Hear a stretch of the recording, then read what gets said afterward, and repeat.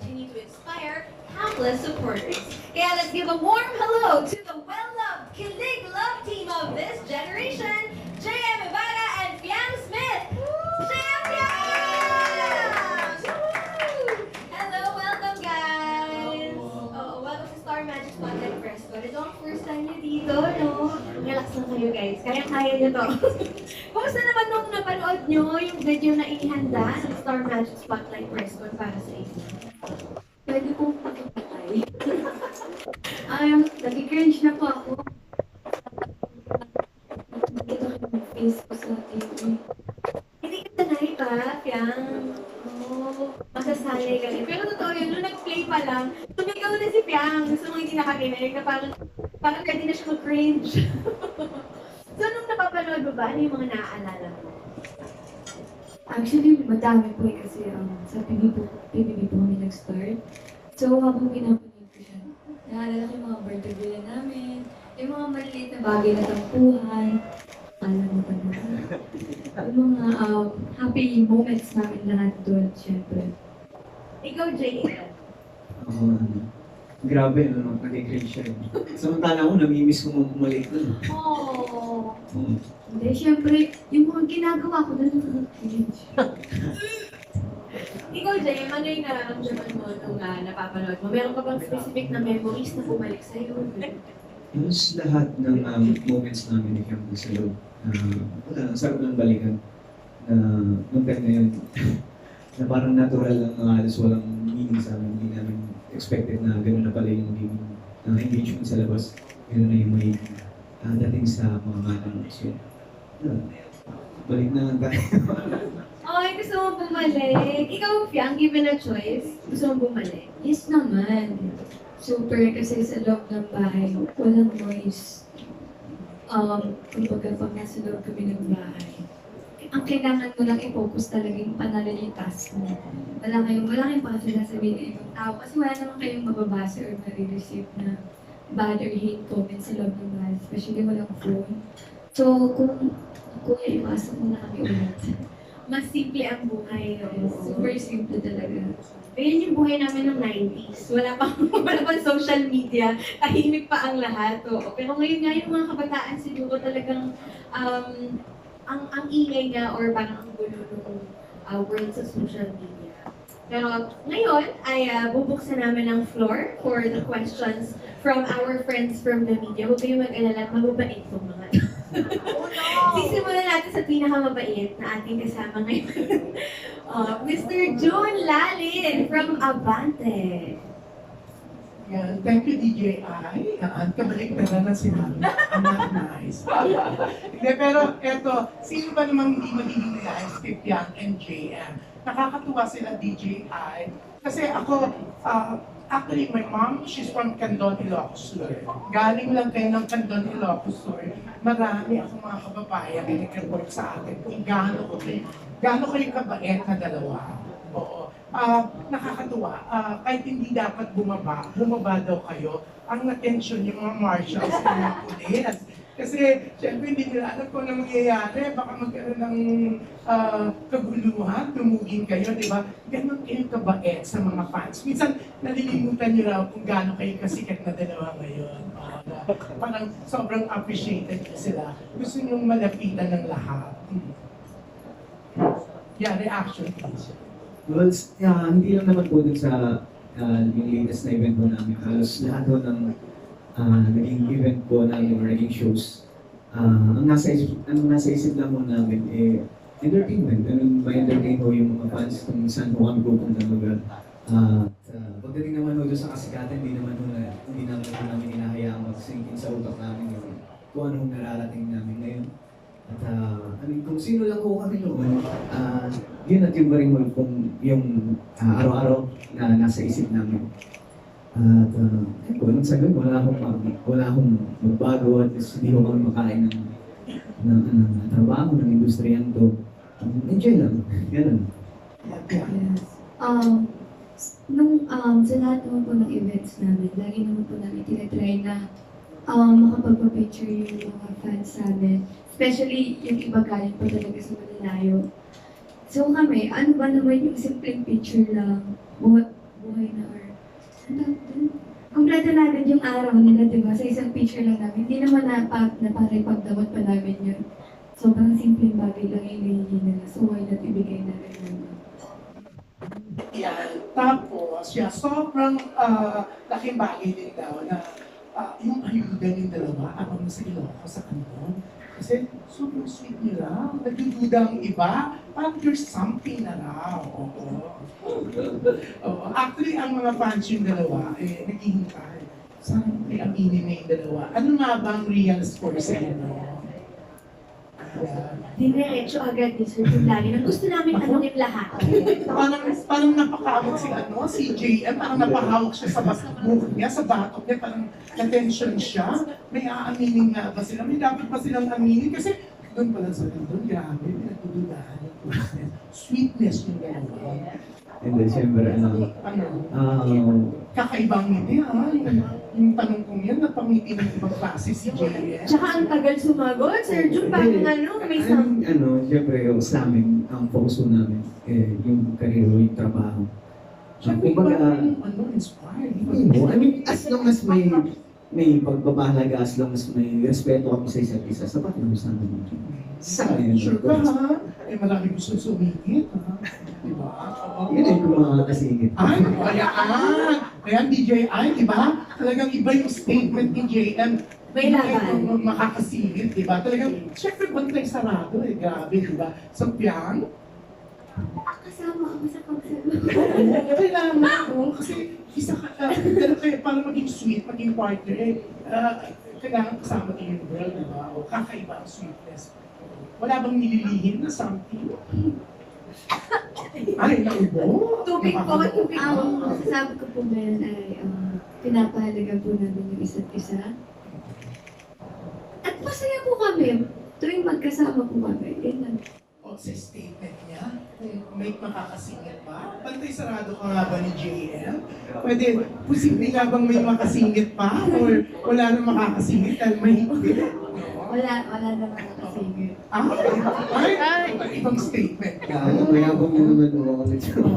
Nakakalawa ka, wala nang ibang makakasingit. Wala, bawal. Ay, parang something na talaga sa dialogue mo. Reading between the lines, yan.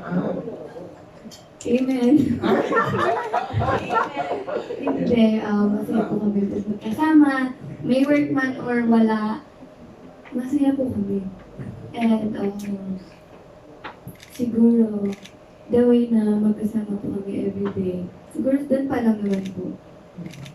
So, kumbaga, si JM na yung gusto mo talagang lagi kasama. Kasi nakita ko talaga yung kamay ni Piang, hawak mo na sa gilid ni JM hanggang hawakan yung kamay, ang bongga, touch. Masakit na. Ay, gano'n.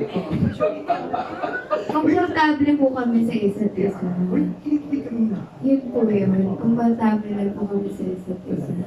Why? Bakit gano'n ka-comfortable kay JM?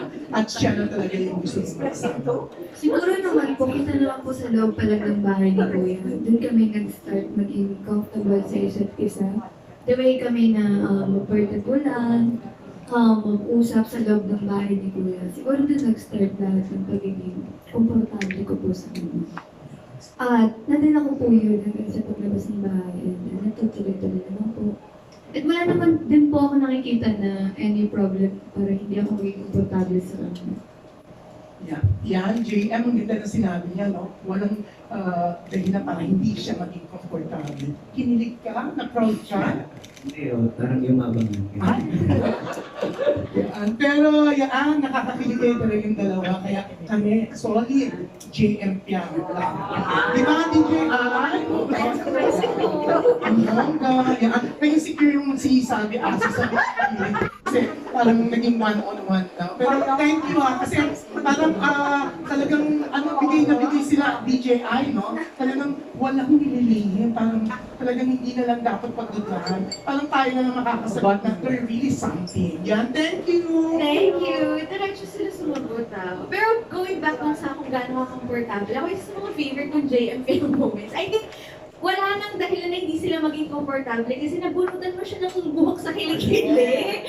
Parang kung nagawa niyo na yun, wala na kayo itatago sa isa't isa. No? Sobrang komportable na talaga. Alright, thank you so much, Mr. June Lalen of Abante. Okay, now let's go to our next question from Ken Quinto of Circle of Stars. Okay, ito naman for JM. So JM, you once mentioned that your dream was to become a pilot. Do you still see yourself going back to aviation or is showbiz now your main focus? As of now, yung focus ko nandito sa showbiz. At syempre ayoko ko sa yung opportunities na dating.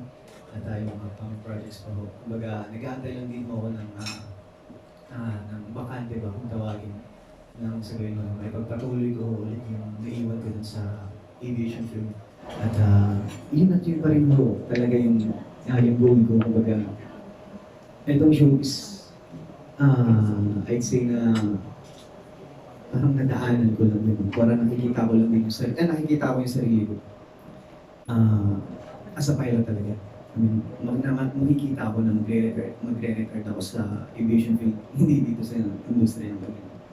So long term, yun pa rin talaga yung nakikita mo sa Yes, po. future mo. Pilot.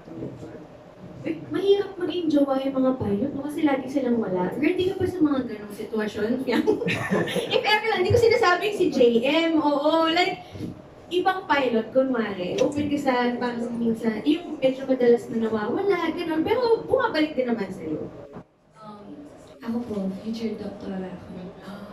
Yes. So busy rin? Busy din. So, okay lang. Okay lang. Hindi naman. Yes, okay. Thank you. And now, ito namang question for Fiang.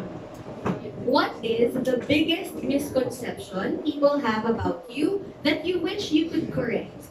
Oo, lagi ko ito sinasabi nila sa mga ugali ko. Yes.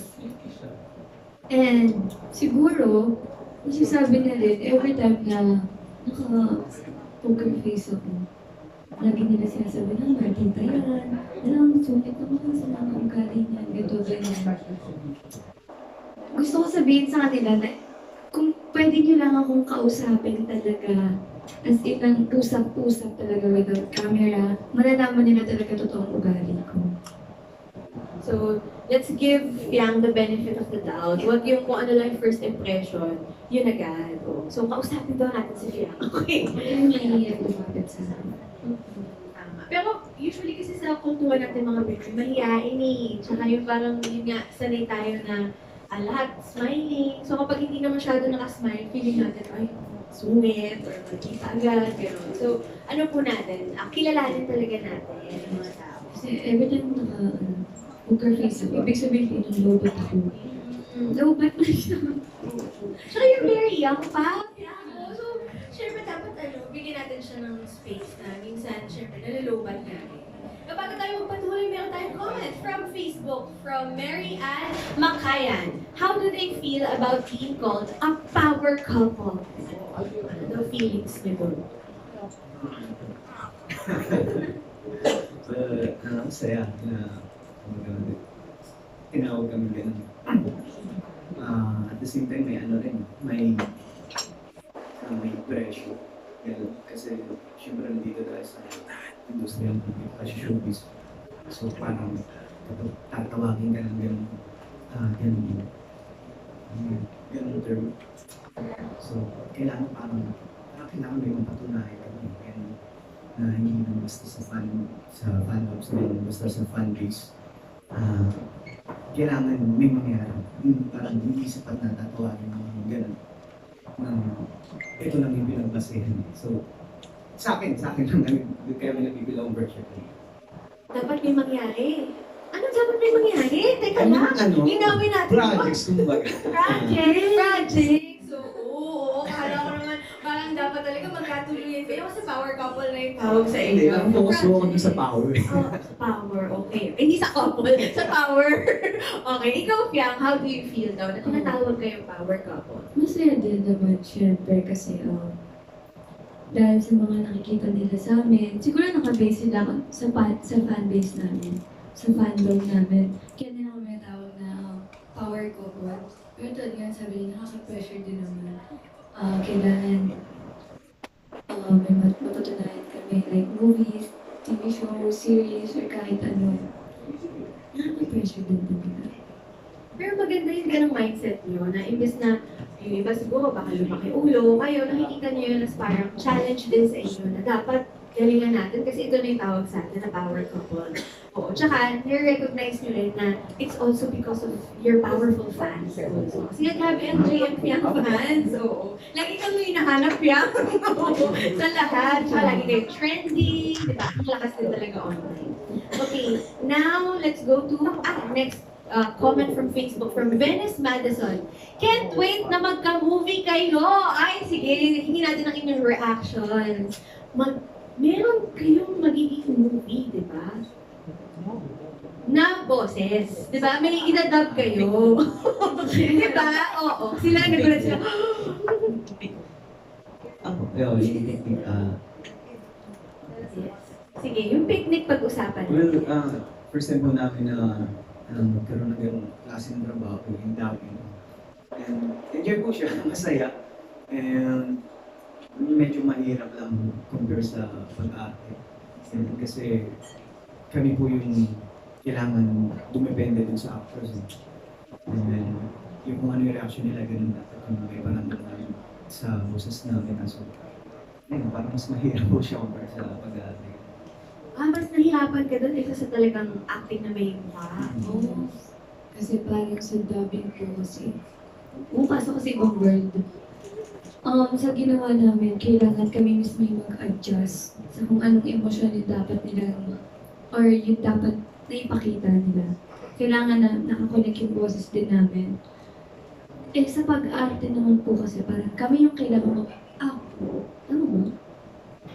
Sa Tama pag-arte ba? kasi natural lang. Natural lang, pero kasi sa pag-dub, kailangan talaga yung kung ano yung emosyon na pinapakita ng actor, ganun din yung boses. So parang mas challenging siya for us. Kasi yung kapag acting na may mukha rin, pwedeng style ninyo. Pero pag dubbing, dapat style nung nakikita nila. Ito naman okay, next question natin. From Bix Almacen of Bix Buzz. Hi, Bix! Hi, hello, yeah. Actually, nandun ako sa audition ni Jacob sa TV sa Galleria. Yes! So talagang dumaan siya sa audition. Na-feel mo na doon na matatanggap siya? Yes. Tinabihan ko siya sa picture. Actually, nilagyan ko nga ng aeroplano na emoji yung picture kasi bawal pag-inis. Oh, Okay. okay. Yes. Pero nakakatawa kasi yung journey nila, di ba? After TVP, ito na nasa showbiz na sila. Pero ano yung mga bago ninyong discovery sa isa't isa na hindi nyo na-discover nung nasa loob pa kayo ng bahay? Marami. Like And what? then, siguro yung pinaka na lang. Sa bahay kasi, sobrang sobrang although hindi naman lingid sa akalaman ng lahat eh. Sobrang careless niyang gumalaw, again, sobrang kulit. Nakala mo, walang batas eh. And then, after namin lumabas ng bahay, may isosoft pala itong babae ito. May ano? May mas isosoft pa.